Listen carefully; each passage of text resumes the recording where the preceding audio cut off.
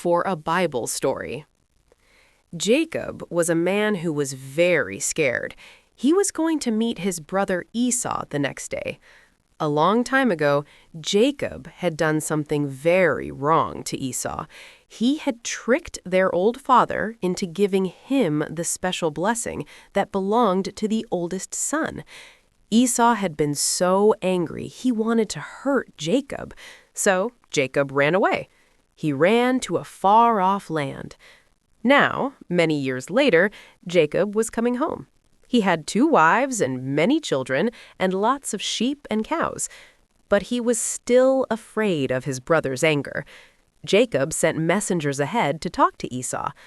The messengers came back and said Esau was coming to meet Jacob with 400 men. This made Jacob even more afraid. He thought Esau was coming to fight him. That night, Jacob split all his family and animals into 2 groups. He thought that if Esau attacked one group, the other group could escape. He also sent many animals ahead as a gift for his brother to make him less angry. Then Jacob sent his whole family across a small river called the Jabbok. He wanted them to be safe. But Jacob himself did not cross the river. He stayed alone on the other side. He was all by himself in the dark, thinking about his past and worrying about tomorrow. While Jacob was alone in the dark, something very strange happened. A man came out of the night. We are not told exactly where he came from. He just appeared. This man walked right up to Jacob and started to wrestle with him. Jacob was very strong from working with animals all his life. He was not afraid to fight. So the 2 men began to wrestle right there by the river. It was not a short fight. They wrestled and struggled all through the long night. They pushed and pulled and held on to each other. The dirt was kicked up around them. Their breathing was hard and heavy. But this was no ordinary man. Jacob soon realized he was fighting someone with special strength, someone from God. Even though the man was strong, Jacob would not give up. He held on tightly. They wrestled for hours, neither one winning. The sky began to get a little bit lighter. Morning was coming soon. The man saw that he could not win the fight by just wrestling, so he reached out and touched Jacob's hip.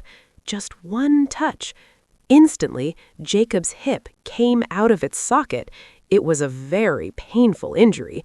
Jacob must have cried out. But here is the amazing thing. Even with a painful, hurt leg, Jacob did not let go. He held on to the man even tighter. The man said to Jacob, "Let me go, for the sun is coming up." But Jacob, clutching him tightly, said, "I will not let you go unless you bless me." Jacob wanted a blessing more than he wanted his pain to stop. The man asked him a simple question. "What is your name?" Jacob answered, "Jacob." His name meant someone who tricks people, someone who trips them up. It was a good name for his old life of lying and cheating. Then the man spoke powerful words. He said, "Your name will not be Jacob anymore. Your new name will be Israel. This is because you have struggled with God and with people, and you have won." The name Israel means he struggles with God. This was Jacob's new identity. He was no longer just the trickster. He was someone who wrestled with God and held on for a blessing. Jacob was amazed. He knew now for sure he had been talking to God. He asked the man, "Please tell me your name." But the man did not give his name. Instead, he gave Jacob a blessing right there. The blessing was the special gift Jacob had asked for. After the blessing, the man left. Jacob was alone again as the sun began to rise.